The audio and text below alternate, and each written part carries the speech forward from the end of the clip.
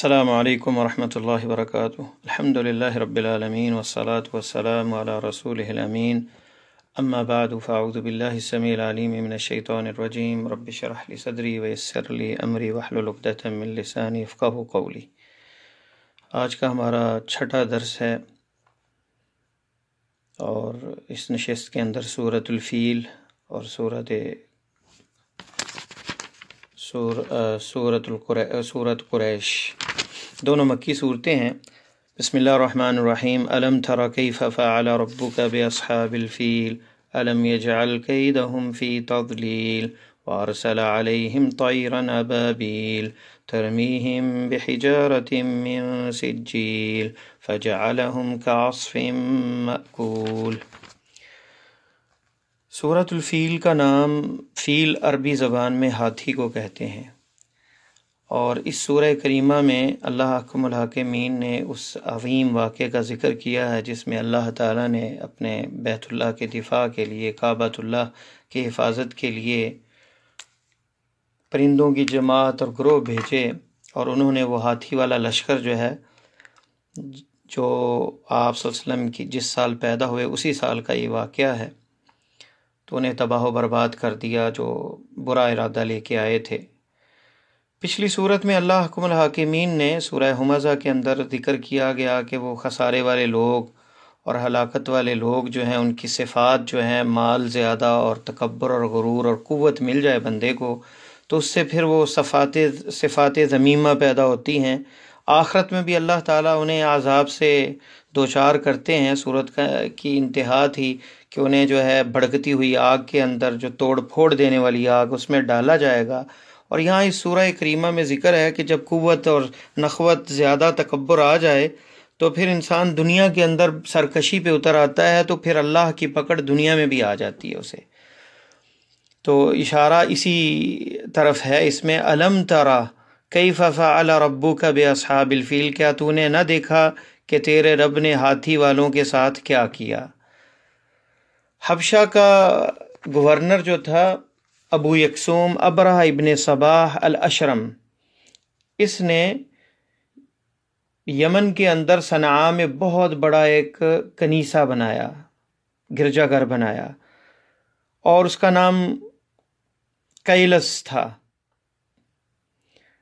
اور کیلس کہا جاتا ہے جو بہت بلند ہو چیز، کہ بندہ اس کو دیکھتا تو سر سے ٹوپی گر جاتی، اتنا وہ بلند اس کی بلڈنگ، بڑا شاندار وہ بنایا تاکہ لوگوں کو بیت اللہ کے حج سے روک سکے اور اس کنیسے کی طرف لوگوں کو متوجہ کرے۔ اس نے اعلان بھی کروائے اس کے۔ اس سلسلے میں بہت سے مسلمانوں نے انکار کیا، نہیں گئے۔ کچھ لوگ جو مسلمان تھے، یعنی وہ دین خلیل اللہ ابراہیم علیہ السلام کے اسی مذہب پہ تھے، جو بیت اللہ کا حج کرتے تھے، وہی بقایا جو ابراہیم علیہ السلام کے دین کی کچھ چیزیں تھیں جن میں حج بھی تھا، وہ اپنے طریقے سے اس وقت کیا کرتے تھے۔ ان میں سے کچھ جو عرب تھے وہ رات کو اس کنیسے میں گئے۔ ایک روایت میں ہے کہ انہوں نے وہاں پہ گندگی کر دی، یعنی قضائے حاجت کر دی، اسے گندا کر دیا۔ بعد میں آتا ہے کہ کسی نے آگ لگا دی اور ہوا چل پڑی، اور ہوا سے وہ جل کے راکھ ہو گیا کنیسہ، اس میں آگ لگ گئی اور تباہ و برباد ہو گیا۔ اور اس کے گورنر نے ابرہہ ابو یکسوم صباح الاشرم نے قسم کھائی کہ وہ بیت اللہ کو، کعبۃ اللہ کو توڑ کے رکھ دے گا۔ اس نے بہت بڑا ایک لشکر تیار کیا اور وہ لشکر لے کر مکہ کی طرف روانہ ہو گیا۔ اس میں ایک سب سے بڑا ہاتھی تھا جس کا نام محمود تھا۔ بعض روایات میں آتا ہے کہ 8 ہاتھی تھے، بعض میں آتا ہے کہ 12 تھے، بعض میں آتا ہے کہ 1 تھا، اور بہت بڑا وہ لشکر جرار لے کر بیت اللہ کو گرانے کی نیت سے نکلا۔ رستے میں کچھ عرب جو تھے انہوں نے مقابلہ بھی کیا، اسے روکنے کی کوشش کی، لیکن مہزوم ہو گئے اور وہ مکہ کے قریب آ کے ٹھہر گیا۔ رات ہوئی اور اگلے دن وہ بیت اللہ پر حملہ کرنا چاہتا تھا۔ اس نے وہاں کے جو کچھ جانور وغیرہ، اونٹ وغیرہ قبضے میں کر لیے۔ ان اونٹوں میں آپ صلی اللہ علیہ وسلم کے دادا عبد المطلب کے بھی کچھ اونٹ، 200 اونٹ تھے، انہیں بھی قبضے میں کر لیا۔ تو آپ کے دادا کو جب خبر ہوئی عبد المطلب کو، وہ بھی وہاں پہ پہنچے اور اس سے ملاقات کی۔ سردار تھے اور بڑے وجیح تھے، اور ابرہہ جو ہے اس نے شرم محسوس کی کہ اپنے عرش پہ انہیں بٹھائیں، اس لیے خود اتر کر ان کے ساتھ نیچے زمین پہ چٹائی پہ بیٹھ گئے۔ اور عبد المطلب نے کہا کہ میرے 200 اونٹ تم نے پکڑے ہیں، انہیں چھوڑ دو۔ تو ابرہہ کہنے لگا مجھے تعجب ہوا کہ آپ کی شخصیت کو دیکھ کر میں مرعوب ہو گیا تھا کہ آپ کعبۃ اللہ کی بات کریں گے جو آپ کا دین ہے اور آپ کے لیے عزت کی جگہ ہے، اور آپ اپنے اونٹوں کی بات کر رہے ہیں۔ انہوں نے کہا کہ میں اونٹوں کا مالک ہوں اور اس گھر کا مالک اللہ ہے، رب ہے، تم میرے اونٹ واپس کر دو، تمہارا معاملہ اس رب کے ساتھ ہے، وہ جانے اور تم جانو، وہ جو رب ہے وہ اپنے گھر کی حفاظت کرے گا۔ اس نے اونٹ چھوڑ دی اور اگلے دن پروگرام یہ بنایا کہ وہ بیت اللہ پر حملہ کرے، کعبۃ اللہ کو گرا دے گا۔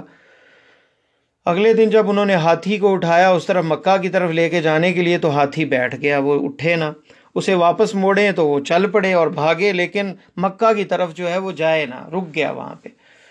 اور سمندر کی طرف سے اللہ تعالیٰ نے پرندے بھیجے جنہوں نے اپنی چونچوں کے اندر جو ہے اور اپنے ہاتھوں میں کنکریاں اٹھائی ہوئی تھی جو کہ دال کے دانے یا چنے کے دانے کے برابر، بعض روایات میں آتا ہے پتھر تھے مٹی کے، اور پتھر کی کنکریاں تھیں اور مٹی کی، سخت مٹی کی کنکریاں تھیں۔ انہوں نے آ کے لشکر پہ وہ پھینکی، جس کے اوپر وہ پڑتی اس کے اوپر سے گرتی، سر سے اس کے نیچے سے نکل جاتی اور اس کا جسم ہڈیوں سے الگ ہو جاتا، اور ایسا ہو جاتا جیسے کھایا ہوا چارہ جانور کھاتے ہیں اور وہ ذرہ ذرہ ہو جاتے ہیں، وہ اس کا چارہ جو ہے اس کے گوبر میں جب دیکھا جائے تو ٹکڑے ٹکڑے اور ذرات میں تقسیم ہو جاتا، اس طرح اس کا جسم اس بندے کا اتر جاتا اور بندہ جو ہے ہڈیوں کا جو ہے وہ ڈھانچہ رہ جاتا، اور اس طرح وہ مرنے لگ گئے اور بھاگے پھر واپس وہ یمن کی طرف، حتیٰ کہ ابرہہ جو ہے وہ بھی زخمی ہو گیا، اور جب وہاں پہنچا صنعاء میں یمن میں تو اس کا سینہ کٹ گیا اور دل باہر آ گیا اور وہ بھی وہاں ہلاک ہو گیا۔ اس کے بعد اس کا بیٹا بادشاہ بنا وہاں پہ۔ تو اللہ تعالیٰ نے اس سورہ کریمہ میں اس واقعے کی طرف اشارہ کیا ہے، الم تر کیف فعل ربک باصحاب الفیل۔ تو یہاں پر یہ سرکشی اور نخوت اور تکبر انسان کو یہاں تک لے گئی کہ وہ بیت اللہ کو گرانے کے چکر میں اس کے مقابلے پہ اللہ کے اتر آیا، تو اللہ تعالیٰ نے دنیا میں بھی اسے ذلیل کر دیا، اور آخرت کا عذاب تو پہلے ذکر ہو چکا ہے۔ تو دنیا میں بھی اللہ تعالیٰ تکبر اور غرور کرنے والے اور رب کے ساتھ مقابلہ کرنے والوں کا یہ حشر کرتا ہے۔ الم یجعل کیدہم فی تضلیل، اور کیا ان کے مکر کو بیکار نہیں کر دیا اللہ تعالیٰ نے؟ یقیناً اس میں استفہام ہے، انکار ہے کہ اللہ تعالیٰ نے ان کے مکر کو واقعی ہی جو ہے بے تدبیر کر دیا۔ اور اس صورت کے اندر یہ بھی اشارہ ہے کہ اللہ تعالیٰ کی مخالفت میں جو کوئی آئے گا، چاہے وہ جتنا بڑی طاقت کے ساتھ آ جائے، وہ اللہ کا مقابلہ نہیں کر سکتا۔ اور اسی طرح جو بھی یہ بیت اللہ تھا، اللہ کی طرف نسبت تھی اس گھر کو، اور یہ عزت و تکریم اور یہ حفاظت اللہ کی طرف سے ملی، اور ہر چیز جو اللہ کی طرف منسوب ہوتی ہے اس کی مخالفت میں کوئی کھڑا ہوتا ہے تو ذلت اور رسوائی اس کا مقدر بن جاتی ہے، چاہے وہ اللہ کا دین ہو، چاہے وہ اللہ کی کتاب ہو، چاہے وہ پیارے نبی صلی اللہ علیہ وسلم کی سنت ہو، چاہے وہ ایک عالم دین ہو، چاہے وہ دین کا ایک طالب علم ہو، کسی بھی اس چیز کو جس کی نسبت اللہ کی طرف ہے اس کے مخالف اٹھنے والی قوتوں کو اللہ رسوا کر دیتے ہیں، ذلیل و رسوا کر دیتے ہیں۔ اور اللہ کے نبی صلی اللہ علیہ وسلم کا یہ فرمان ہے، من عاد علی ولیا، من عاد، اللہ حدیث قدسی ہے، آپ صلی اللہ علیہ وسلم نے فرمایا کہ اللہ تعالیٰ فرماتے ہیں من عاد علی ولیا فقد آذنتہ بالحرب، جس نے میرے ولی کے ساتھ، دوست کے ساتھ، اللہ والے کے ساتھ دشمنی کی، اللہ تعالیٰ اس کے خلاف اعلان جنگ کرتے ہیں، اور جس کے خلاف اللہ تعالیٰ اعلان جنگ کر دے تو وہ بندہ بچ نہیں سکتا۔ ہو سکتا ہے ظاہری طور پہ کسی دیندار کو رسوا کر دیا جائے، کسی دیندار کے خلاف سازشیں کی جائیں، لیکن اینڈ یہ ہوگا کہ وہ بندہ برباد ہو جائے گا، تباہ و برباد ہو جائے گا، اینڈ اور عاقبت اس کی دنیا میں بھی ذلت ہے اور آخرت میں بھی۔ اس لیے کہتے ہیں کہ علماء کا جو گوشت ہے وہ مسموم ہے، وہ زہر والا ہے، اس لیے ان کی غیبت نہ کی جائے۔ قرآن کی مخالفت، اہل قرآن کی مخالفت، دینداروں کی مخالفت، یہ بہت بڑی جنگ ہے جو اللہ کے خلاف کرنے والے ہیں۔ تو اس لیے ڈرنا چاہیے. صورت میں گویا تعریض ہے، یہ اشارہ بھی ہے کہ جو بھی اللہ کے مخالف کھڑا ہوگا، اللہ والوں کے مخالف ہوگا، اللہ کی طرف جس کی نسبت ہے اس کی مخالفت میں کھڑا ہوگا، ذلت اور رسوائی اس کا مقدر بن جائے گی. وَأَرْسَلَ عَلَيْهِمْ طَيْرًا أَبَابِيلَ، اور ان پر پرندوں کے جھنڈ بھیج دیے. ابابیل پرندے کا نام نہیں بلکہ گروہ اور جماعت اس کا مراد ہے. اس سے ابابیل جاءت خیل ابابیل، یعنی گروہ آئے، بہت سی جماعتیں آئیں گھوڑوں کی. تو ابابیل جمع ہے گروہ، در گروہ طیر پرندے. اللہ تعالیٰ نے پر پرندوں کے جھنڈ بھیجے جو کہ ہاتھوں میں اور اپنی چونچوں میں پتھر اٹھائے ہوئے تھے. ترمیہم بحجارۃ من سجیل، جو انہیں مٹی اور پتھر کی کنکریاں مار رہے تھے. اور یہ وہ اسی واقعے کی طرف اشارہ ہے کہ انہوں نے وہ کنکریاں ماری اور وہ لشکر تباہ و برباد ہو گیا. اور اللہ تعالیٰ چاہیں تو ادنا سی مخلوق سے کام لے لیں. ابھی یہ دیکھ لیں، ابھی کرونا وائرس پھیلا ہوا ہے پوری دنیا میں، جو ہمیں اپنی آنکھوں سے نظر نہیں آتا، اور بڑی بڑی سپر پاوریں اور انسان وہ طاقت کے بل بوتے پہ جو انسانیت کو ذلیل کر رہے تھے. انسانیت کا قتل عراق میں ہوا، شام میں ہوا، بورما میں ہوا، کشمیر میں ہوا، گجرات کے اندر مسلمانوں کے گھر جلائے گئے. انسانیت شرمندہ ہے کہ کوئی کھڑا نہیں ہو سکا، کوئی بات نہیں کر سکا ان قوتوں کے سامنے. اب پوری دنیا عاجز آ گئی، اور بڑے بڑے تکبر اور نخوت کے وہ برج جو ہیں وہ الٹ کے رہ گئے ہیں کہ ایک چھوٹا سا وہ جراثیم، وہ ایک چھوٹا سا بیکٹیریا اور وہ وائرس جو نظر نہیں آتا آنکھوں سے، اس نے تباہی مچا دی اور ہزاروں انسان مر رہے ہیں اس دنیا کے اندر. یہ اللہ تعالیٰ کی پکڑ ہے اور عذاب ہے اور اللہ تعالیٰ کی قدرت کا اظہار ہے، قوت کا، کہ انسان جتنی ترقی کر لے، جتنی قوت کر لے حاصل، اللہ کے سامنے اس کی کوئی حیثیت نہیں.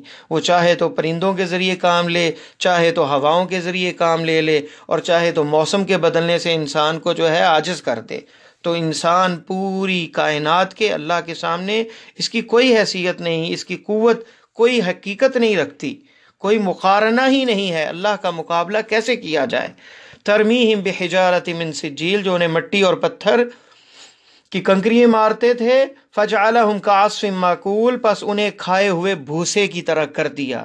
یعنی وہ پتھر، چھوٹا سا پتھر، گولی سے بھی بڑھ کر اور بم سے بھی بڑھ کر اس نے کام کیا کہ وہ بڑے بڑے جو ہاتھی تھے اور ان کے جو پورا لشکر تھا، لاؤ لشکر، وہ تباہ و برباد ہو گیا اور وہ سارے واپس یمن کی طرف بھاگ گئے. اور اللہ تعالیٰ نے اس طرح قریش مکہ کو عزت و توقیر دی. اگلی سورت جو ہے سورہ قریش ہے. بسم اللہ الرحمن الرحیم. لإیلاف قریش ایلافہم رحلۃ الشتاء والصیف فلیعبدوا رب ھذا البیت الذی اطعمہم من جوع وآمنہم من خوف. قریش کے مانوس کرنے کے لیے اس صورت کا اور پچھلی صورت کا بڑا تعلق گہرا ہے. یہ بھی مکی ہے، وہ بھی، اس میں بھی اللہ تعالیٰ نے قریش کو کس طرح عزت و وقار دیا، کیونکہ اللہ کے نبی صلی اللہ علیہ وسلم کی بعثت اسی سال ہونے والی تھی، اور یہ آپ صلی اللہ علیہ وسلم کی حفاظت میں، اس گھر کی، اس بیت اللہ کی حفاظت میں، اس دین کی حفاظت میں جو آنے والا تھا، اللہ نے دفاع کیا. اب آگے قریش کو مخاطب کر کے کہا کہ قریش وہ قبیلہ ہے جو کہ اللہ تعالیٰ نے، یہ اللہ کے نبی صلی اللہ علیہ وسلم کا قبیلہ ہے. آپ کا فرمان ہے ان اللہ اصطفیٰ کنانہ من بنی اسماعیل، اللہ نے کنانہ کو بنی اسماعیل سے چنا، اور مجھے اور اور قریش کو کنانہ سے چنا، اور بنی ہاشم کو کنانہ سے چنا، اور بنی ہاشم کو قریش سے چنا. واصطفانی من بنی ہاشم، اور مجھے بنی ہاشم سے چنا. اور اللہ تعالیٰ کے نبی صلی اللہ علیہ وسلم کا یہ قبیلہ تھا، انہیں عزت دی. اور اسی قریش کی طرف اشارہ. قریش کہا جاتا ہے کرش سے ہے، جس کا معنی ہے کمائی کرنا، یا پھر قوت سے ہے، جس سے مراد کہ وہ مچھلی بہت بڑی جو سمندر میں ہوتی ہے، جو ہر چیز پہ جو ہے ہر چیز کو تباہ و برباد کرتی ہے، اس کا کوئی چیز مقابلہ کرنے والی سمندر میں نہیں. یعنی قوت و جبروت میں قریش کہے جاتے ہیں، یا وہ کمائی کے لیے جو نکلتے ہیں، اس لیے قرش سے ہے. تو یہ قبیلے کا نام ہے. لإیلاف قریش کے مانوس کرنے کے لیے. ایلافہم یعنی انہیں جھاڑے اور گرمی کے سفر سے مانوس کرنے کے لیے.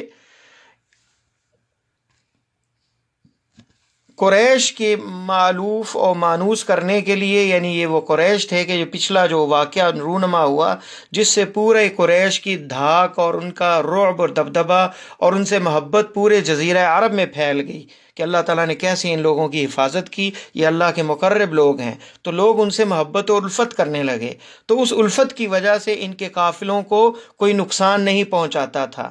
ایک قافلہ جو ہے وہ سردی کے اندر یہ جو ہے یمن کی طرف جاتے تھے، اور گرمی کے اندر ایک قافلہ جو ہے ان کا جو وہ یمن کی طرف جایا کرتا تھا قریش مکہ کا، اور اس تجارت پہ ہی ان کی اقتصادیات تھی مکہ کی اور قریش کی، جس سے ان کا گزر بسر ہوتا تھا، کیونکہ مکہ میں کوئی زراعت نہیں تھی، کوئی کھیتی باڑی نہیں تھی۔ تو اسی کا اشارہ ہے فَلْيَعْبُدُوا، تو یہ اللہ تعالیٰ کا کرم اور احسان اور ہے، اس کا بدلہ کیا ہے؟ تو ان کو چاہیے فَلْيَعْبُدُوا رَبَّ هَذَا الْبَيْتِ، پس انہیں چاہیے کہ اس گھر کے رب کی عبادت کرتے رہیں۔ الَّذِي أَطْعَمَهُم مِّن جُوعٍ، جس نے انہیں بھوک میں، اطعمہم کھانا دیا ان کو، من جوع بھوک سے، وآمنہم اور انہیں امن دیا، من خوف خوف سے، امن و امان دیا انہیں، خوف سے امن دیا۔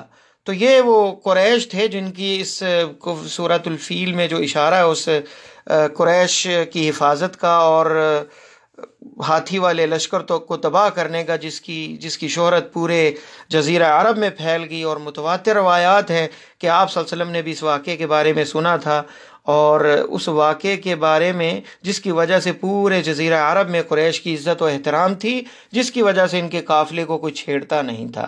اللہ تعالیٰ نے انہیں بھوک سے کھانا بھی کھلایا، اور وہ اس میں دعا بھی ابراہیم علیہ السلام کی شامل تھی، اور انہیں امن بھی دیا خوف سے۔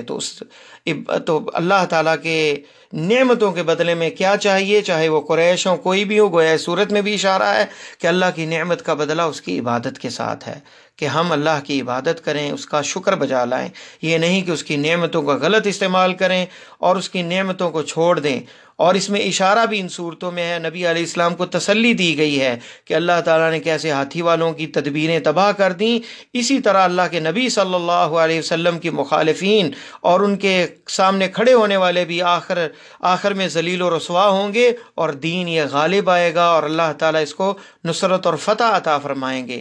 اور یہ قریش مکہ کو بھی اللہ تعالیٰ نے جو اس دین کے مخالف کھڑے ہوئے، انہیں اللہ تعالیٰ نے بدر کے مارکے میں ذلیل و رسوا کر دیا، اور اس میں یہ ہے کہ یہ سارا فضل اور یہ ساری فضیلت اور یہ ساری نصرت اور مدد قریش کو نہیں ملی تھی، بلکہ اللہ کے نبی صلی اللہ علیہ وسلم کی ولادت ہونے والی تھی، اور اس دین کی وجہ سے یہ سب کچھ ملا تھا۔ اور وہ قریش، وہی قریش جو بدر کے مارکے میں ذلیل و رسوا ہوئے، جب اللہ کے سامنے، اللہ کے رسول صلی اللہ علیہ وسلم کے سامنے کھڑے ہوئے، اور اسی طرح اللہ کے اس دین کے سامنے، اس رسول کی تعلیمات کے سامنے، علماء کے سامنے، دیندار لوگوں کے سامنے، اللہ کی کتاب کے سامنے کوئی بھی کھڑا ہوگا وہ ذلیل و رسوا ہوگا، ذلت و رسوائی اس کا مقدر بن جائے گی۔ اللہ سے دعا ہے کہ اللہ ہمیں قرآن و سنت پر عمل کرنے کی توفیق عطا فرمائے۔